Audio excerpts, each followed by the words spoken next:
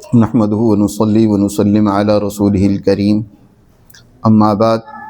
فاعوذ بالله من الشيطان الرجيم بسم الله الرحمن الرحيم حميم والكتاب المبين إنا أنزلناه في ليلة مباركة إنا كنا منذرين فيها يفرق كل أمر حكيم أمرا من عندنا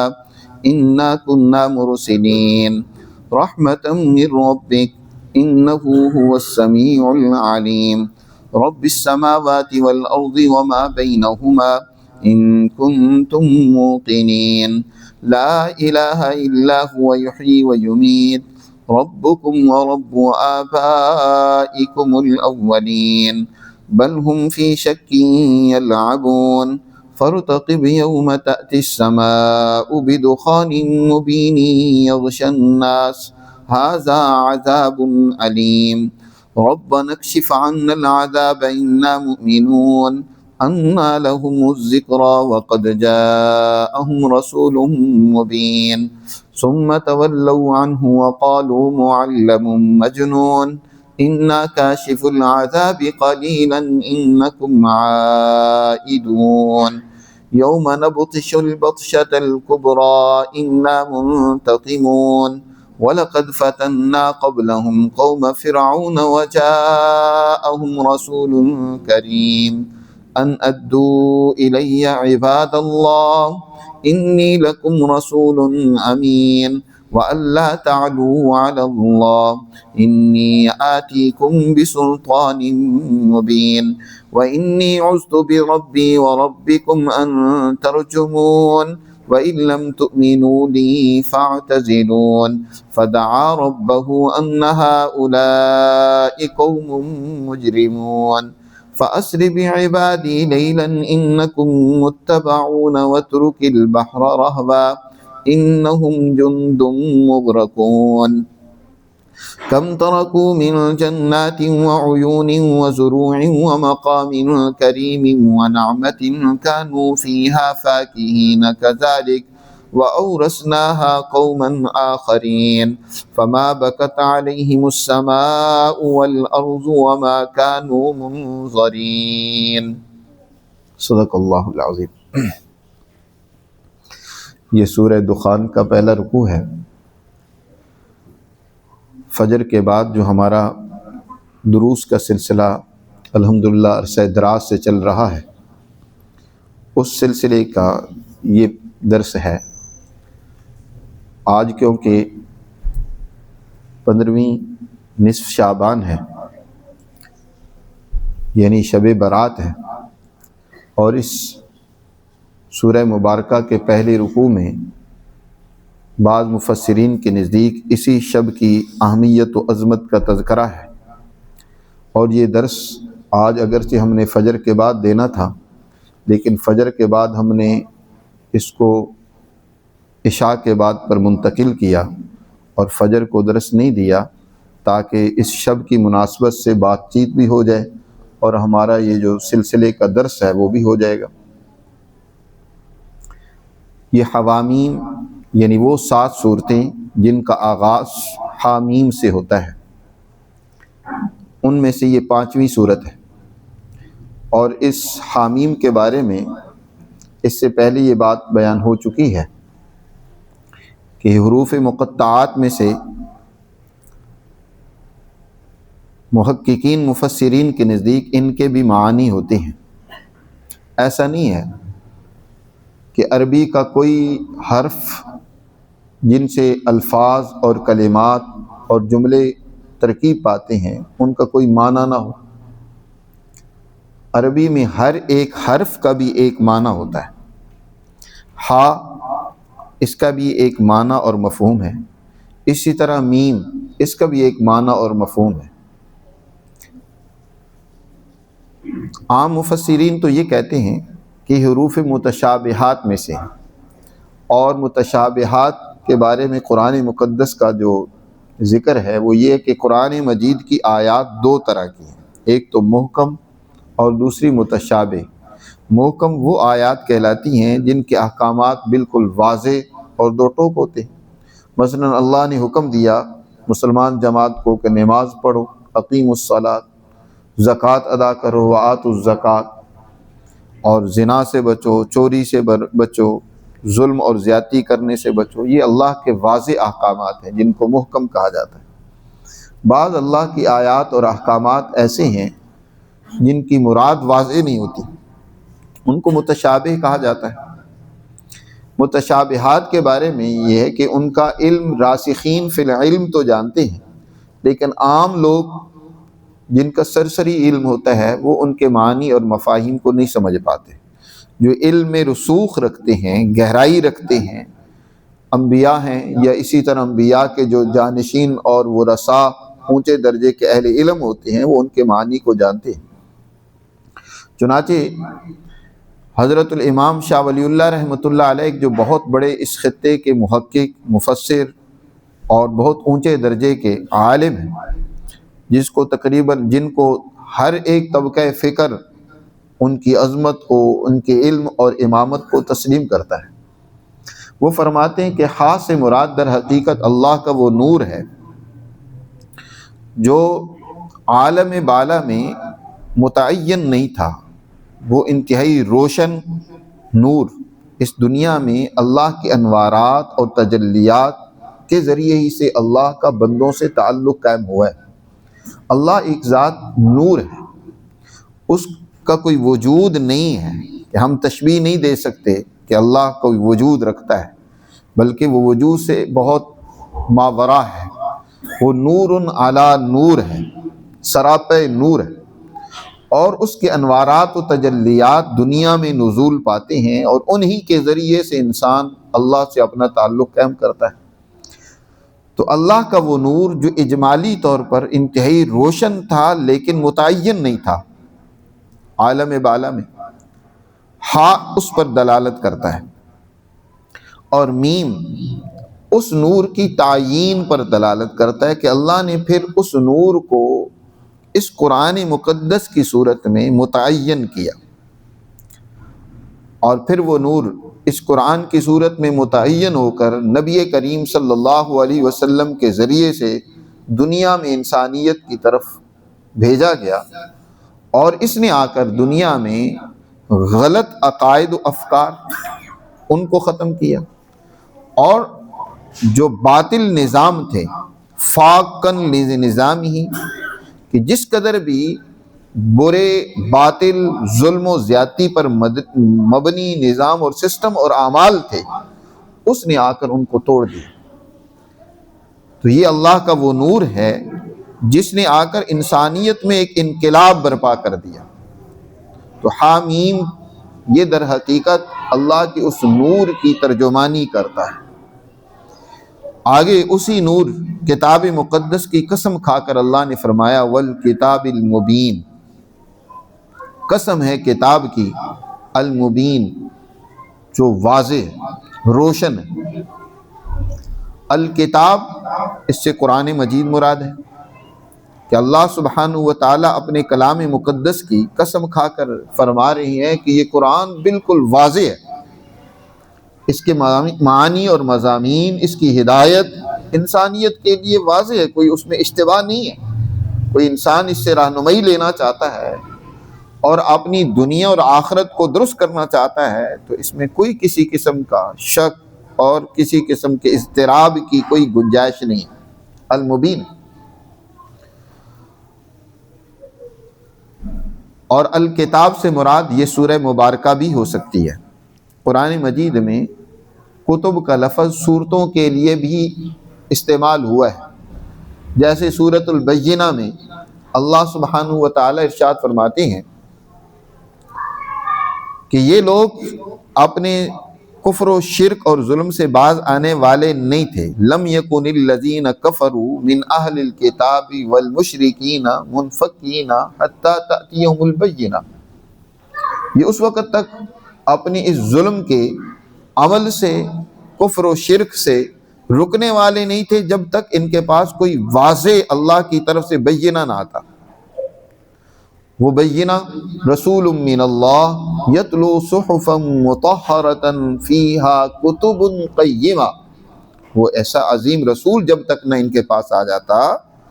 جو ان کو اللہ کے صحیفے اور اللہ کی آیات پڑھ کر سناتا جن میں کتب قیمہ، کتب قیمہ یعنی اللہ کی وہ کتاب پڑھ کر سناتا جس میں صورتیں ہوتی واضح اور مضبوط۔ کتب، وہاں سے کتب سے مراد صورتیں ہیں قرآن مجید کی۔ تو گویا کہ کتب کا لفظ قرآن میں صورت کے لیے بھی استعمال ہوا ہے، جیسے قرآن مکمل کے لیے بھی کتاب ہے، یہ ذالک الکتاب ہے، اس طرح قرآن کی ہر صورت بھی ایک کتاب ہے، وہ ایک مستقل مضمون اور اہمیت رکھتی ہے۔ یہ سورہ مبارکہ جس کا نام سورہ الدخان ہے، اس کے بارے میں اللہ تعالیٰ ارشاد فرماتے ہیں کہ یہ سورہ مبارکہ بالکل واضح دو ٹوک پیغام کامیابی کا ان لوگوں کے لیے جو اسے تسلیم کریں، اور جو لوگ اسے نہیں مانتے تو ان کے لیے دنیا میں بھی تباہی و بربادی کا اور آخرت میں بھی تباہی و بربادی کا صاف اعلان کر رہا ہے۔ اور یہ کتاب مقدس یا یہ سورہ مبارکہ ہم نے اس کو نازل کیا، انا انزلناہ فی لیلۃ مبارکہ، ایک بابرکت رات میں ہم نے اس کو نازل کیا۔ پہلے فرمایا انا انزلناہ، انزال عربی کے یہ دو لفظ ہیں، ایک انزال ایک تنزیل۔ تنزیل کہتے ہیں تدریجاً، آہستہ آہستہ، تھوڑا تھوڑا کسی بات کو دوسرے تک پہنچانا بقدر ضرورت، جیسے بچوں کی تربیت ہوتی ہے۔ اب یہ نہیں ہوتا کہ ان کو سارا علم ایک ہی وقت میں سکھلا دیا جائے، بلکہ درجہ بدرجہ پرائمری کرتے ہیں، میٹرک کرتے ہیں، ایف ایس سی کرتے ہیں، پھر اعلیٰ درجے کی تعلیم حاصل کرتے ہیں، تو درجہ بدرجہ ان کو علوم سکھلائے جاتے ہیں۔ اسی طرح قرآن مقدس، اس کا ایک نزول تو دفعتاً واحدہ ہوا ہے، ایک ہی رات میں پورے کا پورا قرآن لوح محفوظ سے آسمانی دنیا پر اتار دیا گیا، اس کو انزال کہتے ہیں، اسی کا یہاں تذکرہ ہے۔ دوسرا تنزیل ہے کہ آسمانی دنیا سے نبی کریم صلی اللہ علیہ وسلم پر یہ قرآن تھوڑا تھوڑا، تاکہ لوگ اچھی طرح سمجھ لیں، کوئی واقعہ پیش آتا تو اس کو مثال بنا کر قرآن مجید کی کوئی آیت، کوئی حکم نازل کیا جاتا تاکہ اچھی طرح ذہنوں میں یہ بیٹھ جائے، راسخ ہو جائے۔ تو یہ نزول تقریباً 23 سال آپ صلی اللہ علیہ وسلم کو نبوت ملنے کے بعد مسلسل ہوتا رہا، تھوڑا تھوڑا کر کے نازل ہوتا رہا۔ تو یہاں انزال کا ذکر ہے کہ ہم نے اس قرآن مقدس کو نازل کیا ہے پورے کا پورا ایک ایسی رات میں جو بڑی بابرکت، لیلۃ مبارکہ۔ قرآن نے یہاں لفظ ذکر کیا ہے لیلہ مبارکہ میں نازل کیا ہے، اس سے کون سی رات مراد ہے؟ بابرکت رات، جس کو قرآن کہہ رہا ہے کہ بڑی بابرکت رات میں ہم نے قرآن نازل کیا۔ اس کے بارے میں مفسرین کی دو آراء ہیں، صحابہ کرام میں بھی دو قسم کی آراء موجود ہیں۔ ایک حضرت ابن عباس رضی اللہ تعالیٰ عنہ اور ان کے شاگردوں کی رائے ہے، وہ فرماتے ہیں کہ اس لیلہ مبارکہ سے مراد لیلۃ القدر ہے جس میں قرآن کا نزول ہوا، اور اس کا ذکر خود قرآن میں دوسری جگہ پر ان الفاظ میں اللہ نے کیا کہ انا انزلناہ فی لیلۃ القدر، کہ ہم نے اس قرآن کو لیلۃ القدر میں نازل کیا۔ اور وہ لیلۃ القدر رمضان المبارک میں ہوتی ہے، جیسے قرآن میں دوسری جگہ پر فرمایا شہر رمضان الذی انزل فیہ القرآن، رمضان کا مہینہ وہ ہے جس میں اللہ کا قرآن اتارا گیا، یعنی ایک لیلۃ القدر میں اتارا گیا اور رمضان میں اتارا گیا۔ اس سے واضح ہوا کہ وہ بابرکت رات رمضان المبارک میں ہوتی ہے، اور نبی کریم صلی اللہ علیہ وسلم نے اس کی وضاحت فرمائی کہ وہ رمضان کے آخری عشرہ میں ہوتی ہے۔ التمسوا فی عشر الاواخر، آپ صلی اللہ علیہ وسلم نے فرمایا آخری عشرے میں اس کو تلاش کرو، اور بعض روایت میں ہے کہ آخری عشرے کی طاق راتوں میں اس کو تلاش کرو۔ تو اس سے معلوم ہوا کہ یہ قرآن مقدس کا نزول لیلۃ القدر یعنی رمضان مبارک میں ہوا ہے۔ بعض دوسرے مفسرین جس میں حضرت اکرمہ رضی اللہ تعالیٰ عنہ اور ان کے شاگرد ہیں، وہ فرماتے ہیں کہ اس لیلہ مبارکہ سے مراد یہی رات ہے، شب برات ہے۔ اس رات کو یہاں لیلہ مبارکہ کہا گیا ہے کہ بابرکت رات میں اللہ نے اس قرآن کو نازل کیا۔ ان دونوں کے درمیان کوئی تضاد نہیں ہے۔ حضرت الامام شاہ ولی اللہ رحمۃ اللہ علیہ جن کا میں نے تذکرہ ابھی کیا ہے، وہ ان دونوں کے درمیان میں تطبیق قائم کرتے ہیں کہ یہ رات بھی بابرکت ہے۔ لیلۃ القدر کی بابرکت ہونا اور اس کی قدر و منزلت ہونا وہ تو نص قطعی سے صحیح احادیث سے ثابت ہے، اس میں تو کسی قسم کا کوئی شک و شبہ نہیں ہے۔ باقی یہ رات جو ہے اس کے بارے میں بھی احادیث مبارکہ میں بڑی فضیلت کا تذکرہ موجود ہے۔ ایک حدیث میں حضرت علی رضی اللہ تعالیٰ عنہ سے مروی ہے، حضرت علی رضی اللہ تعالیٰ عنہ فرماتے ہیں کہ نبی کریم صلی اللہ علیہ وسلم نے اس رات کے بارے میں فرمایا کہ یہ رات بڑی بابرکت ہے، لہذا قوموا لیلہا وصوموا نہارہا، اس کی رات میں قیام کیا کرو، اللہ کی عبادت کیا کرو، اور اس کے دن کا روزہ رکھا کرو، یعنی 15ویں شب کا، اس کی رات کا قیام اور اس کے دن کا روزہ رکھا کرو۔ اللہ نے اس رات کو بڑا بابرکت رات بنایا ہے۔ اور امی عائشہ صدیقہ رضی اللہ تعالیٰ عنہ سے ایک روایت ہے، وہ فرماتی ہیں کہ اس 15ویں شب کو نبی کریم صلی اللہ علیہ وسلم کی تلاش میں نکلی تو میں نے آپ صلی اللہ علیہ وسلم کو جنت البقیع میں دیکھ پایا۔ مسجد میں پہلے گئی، وہاں نہیں تھے، تو میرا خیال اور ذہن گیا کہ حضور جنت البقیع، وہ قبرستان جہاں مسلمان مدفون ہیں، وہاں تشریف لے گئے ہوں گے۔ اور شاید یہی وجہ ہے کہ اس 15ویں شعبان کو لوگ قبرستان میں جاتے ہیں، لیکن حضور صلی اللہ علیہ وسلم کا یہ کوئی معمول نہیں تھا کہ ہر 15ویں شب کو یا اس کے دن کو قبرستان میں جاتے ہوں۔ اتفاق سے ایک دفعہ یہ واقعہ پیش آیا، اس لیے اس کو لازمی نہیں سمجھنا چاہیے۔ ہاں کوئی انسان بغیر لازمی سمجھے اس رات یا اس دن میں 15ویں شعبان کو قبرستان میں چلا جائے، اور قبرستان میں جانے کا مقصد خود حضور صلی اللہ علیہ وسلم نے جو بیان فرمایا، آپ نے فرمایا کہ میں تمہیں قبرستان میں جانے سے اس سے پہلے منع کرتا تھا، نہیتکم عن زیارت القبور فزوروا، لیکن اب جایا کرو، زیارت کیا کرو، کیونکہ قبر میں جانا، قبرستان میں جانا انسان کو اپنی آخری منزل یاد دلاتا ہے، آخرت کی فکر لاحق ہوتی ہے۔ تو انسان قبرستان میں جائے تو در حقیقت وہاں سے عبرت حاصل کرے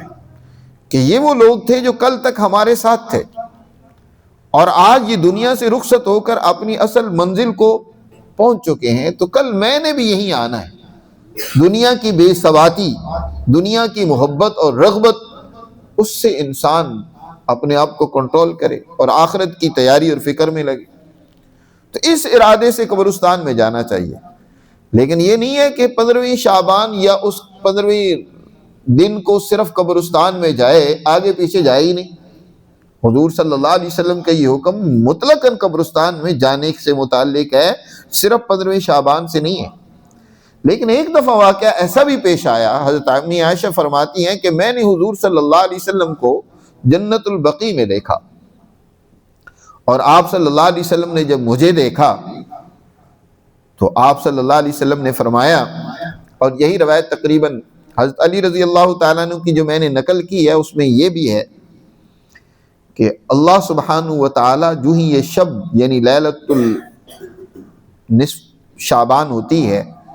تو اللہ سبحانہ و تعالیٰ اپنے انوارات و تجلیات کے ساتھ آسمان دنیا پر جلوہ افروز ہوتے ہیں اور بندوں سے سوال کرتے ہیں، حل من مسترزق فارزقہ،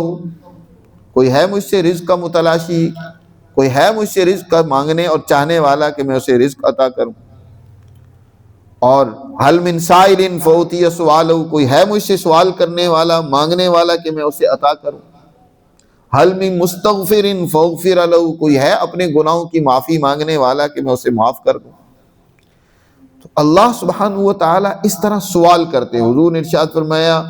قضا و قضا، اس طرح بہت ساری باتیں اللہ تعالیٰ ارشاد فرماتے ہیں کہ ہے اس معاملے میں کچھ سے مجھ سے عافیت مانگنے والا، کوئی کسی مصیبت میں مبتلا ہو اور مجھ سے عافیت چاہتا ہوں، میں اسے عافیت عطا کروں۔ مختلف سوالات اللہ سبحانہ و تعالیٰ اپنے بندوں سے کرتے ہیں، اور یہ سوالات کا سلسلہ ساری رات رہتا ہے جاری، یہاں تک کہ طلوع فجر ہو جائے۔ تو اللہ سبحانہ و تعالیٰ بندوں سے سوال کرتے ہیں، پوچھتے ہیں کہ ہیں کچھ لینے والے ہیں تو مجھ سے لیں، مانگے، میں انہیں عطا کروں۔ تو حضرت امی عائشہ صدیقہ رضی اللہ تعالیٰ عنہ فرماتی ہیں کہ میں نے جب حضور صلی اللہ علیہ وسلم کو دیکھا اور میں نے کہا اللہ کے رسول آپ یہاں موجود ہیں اور میں آپ کی تلاش میں ہوں، تو آپ صلی اللہ علیہ وسلم نے فرمایا عائشہ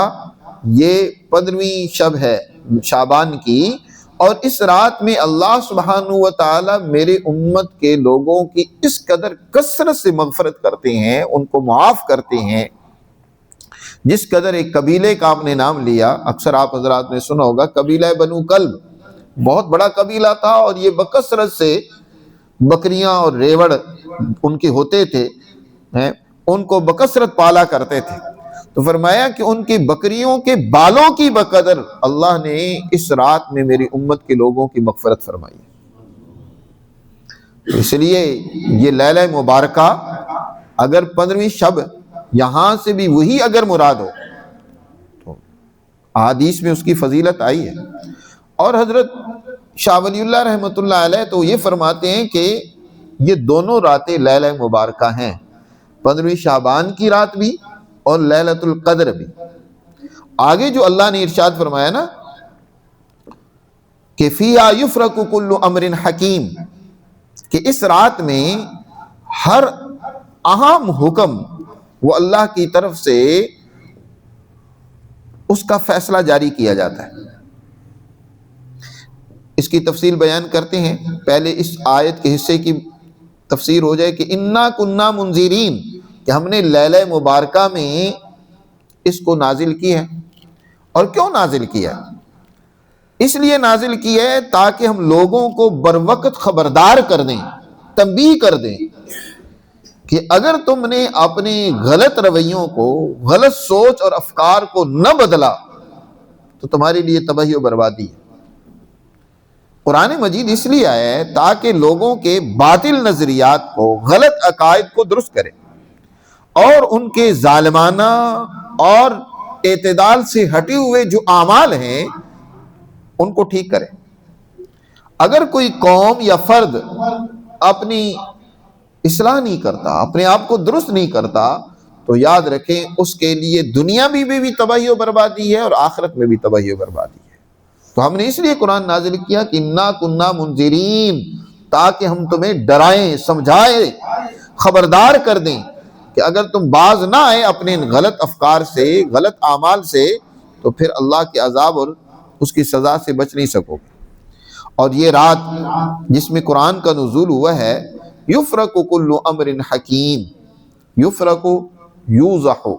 یقضا، اس کے دونوں معنی ہیں۔ ایک تو یہ ہے کہ واضح کیا جاتا ہے، بیان کیا جاتا ہے اس میں، کل امر حکیم، ہر اہم حکم۔ دوسرا معنی ہے کہ یقضا، یعنی فیصلہ کیا جاتا ہے اس رات میں ہر اہم معاملے کا۔